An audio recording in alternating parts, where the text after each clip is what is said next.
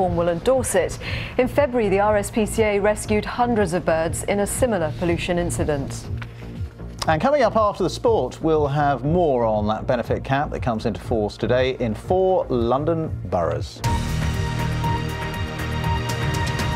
Stay with us for that. Now, though, let's catch up with all the sport. We can go to the BBC Sports Centre and join Catherine again. Hi, Catherine.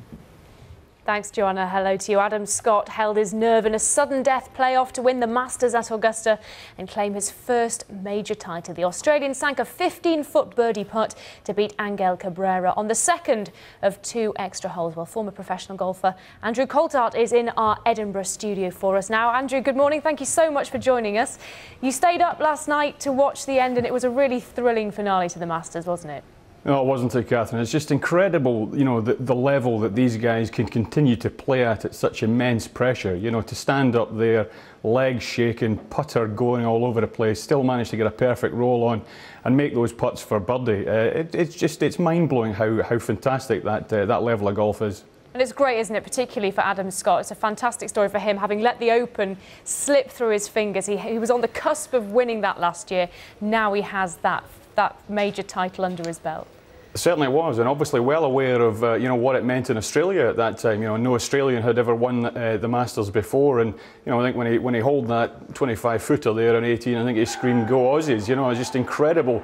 You know, the emotion to come out from him at that particular point. And of course, he probably thought he'd won it there, but then old Angel Cabrera stepped up to the plate and hit a miraculous shot. So a great day for Australia. We've had lots of celebrations for them. They've won their first major title as a country. But let's talk about the British players for a while. Lee Westwood was leading the way for the Englishman, particularly 3 under he finished. But Rory McIlroy away back as well. Are we going off the boil, do you think, in Britain? Well, I think, no, I don't think we're going off the boil. I think it's just one of these things. It's, you know, Rory will be bitterly disappointed. I think he'll be probably the first to admit that you know, his preparation for the event has not gone according to plan. He struggled early season, missed a couple of cuts. In fact, it was only a couple of weeks ago he made his first cut of the year. He'd have been hoping.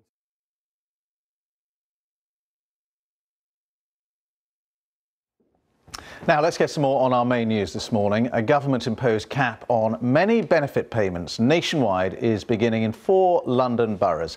Haringey, Enfield, Croydon and Bromley are the first to trial the new system, which will be rolled out across England, Wales and Scotland between July and September. It means workless households will not receive more in benefits than the average earnings of working households. Well, couples and lone parents will not receive more than £500 a week, while a £350 limit applies to single people. The government says 40,000 households will be affected in all, and they stand to lose an average of £93 a week. Employment Minister Mark Hoban insists the changes are fair. He's been speaking to our chief political correspondent, Norman Smith. What we've been doing over the course of the last few months is working with all those affected by the benefit cap, and Job Centre Plus and local councils have been contacting people